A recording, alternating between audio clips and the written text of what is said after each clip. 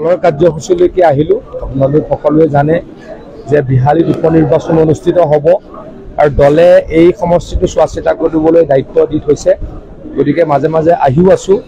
আজি আহি প্ৰথমে আমি বিহালী ডিগ্ৰী কলেজৰ ছাত্ৰ ছাত্ৰীসকলৰ লগত অন্তৰংগ আলাপ কৰিলোঁ, অত্যন্ত ভাল লাগিলে।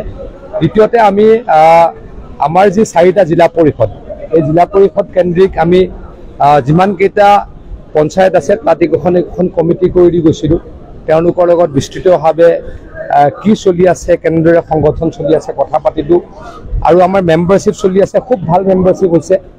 অসমত যথেষ্ট মেম্বাৰশ্বিপ হৈছে। প্ৰত্যেক দিনে প্ৰায় 2 লাখতকৈও অধিক মানুহে বিজেপি দলৰ সদস্য পদ গ্ৰহণ কৰিছে। বিহালীও ব্যতিক্ৰম নহয়, বিহালীটো যথেষ্ট হৈছে। সেই বিষয়ে আলোচনা কৰিলোঁ। আৰু এটা কথা মই অত্যন্ত সুখী, মই মাজে মাজে এইকেইদিন মিডিয়াৰ আগত ব্যক্তও কৰিছোঁ যে ডেইলি 2 লাখতকৈ বেছি মানুহে মেম্বাৰশ্বিপ লৈছে বিজেপিৰ। আৰু ঘৰত বহি বনোৱা মেম্বাৰশ্বিপ নহয়, মানুহগৰাকীৰ ইনভলভমেণ্ট লাগিব।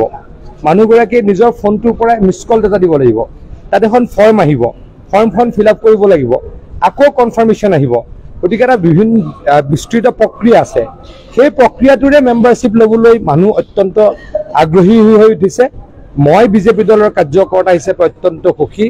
পুনৰ দোহাৰিছোঁ, নৰেন্দ্ৰ মোদী ডাঙৰীয়া আৰু হিমন্ত বিশ্ব শৰ্মা ডাঙৰীয়াৰ নেতৃত্বত অসমত বিজেপি দল যথেষ্ট শক্তিশালী। ৰাইজে বিজেপি দলক ভাল পায়।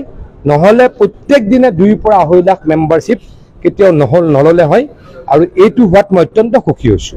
চাওক, এজনৰ নাম যদি কোনোবাই ক'ব পাৰে, যদি নামটো ক'ব পাৰে, ডাঙৰ কথা বুলি মই ভাবোঁ।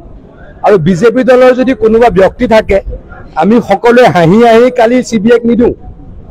CBIক দিয়া মানে সকলোতকৈ দেশৰ ডাঙৰ তদন্তকাৰী সংস্থাটো CBIক কালি কেবিনেটে দিছোঁ আৰু আমি সজোৰেৰে তাত সমৰ্থন জনাইছোঁ। গতিকে যদি কোনোবা জড়িত আছে, ডেফিনেটলি CBI মাতিব। কেইদিনমানৰ পাছতে গমেই পাব। কংগ্ৰেছৰহে কোনোবা কৰ্মী, কোনোবা নেতা জড়িত বুলি নাম সহকাৰে টিভিত পেপাৰত পঢ়িবলৈ পাইছোঁ। ৰুণজ্যোতি গগৈ তাৰ ওপৰত কিবা প্ৰতিক্ৰিয়া দিব বুলি মই আশা ৰাখিছোঁ। চাওক, CBIৰ ওপৰত আৰু কোনোবা আছে নেকি? CBIৰ ওপৰত কোনোবা থাকে নেকি? আগতে কংগ্ৰেছৰ দিনত কিমান এনেকুৱা কেলেংকাৰী হ'ল, CBI বুলি কৈ মানুহ ভাগৰি গ'ল। কংগ্ৰেছে দিব নোৱাৰে, কাৰণ কংগ্ৰেছৰ মানুহ তাত জড়িত হৈ থাকে। আমি জড়িত থাকিলেও ৰেহাই নিদিওঁ। মই ভাবোঁ যে প্ৰথম কথাটো জড়িত কোনো নাই। মই আকৌ কৈছোঁ, জড়িতটো কোনো নাই। জড়িত থাকিলেও কি পাব লাগিব? শাস্তি পাব লাগিব, কঠোৰ শাস্তি পাব লাগিব। গতিকে আমি সকলোৰে অত্যন্ত দৃঢ়তাৰে CBIক দিয়াৰ ব্যৱস্থা কৰিম।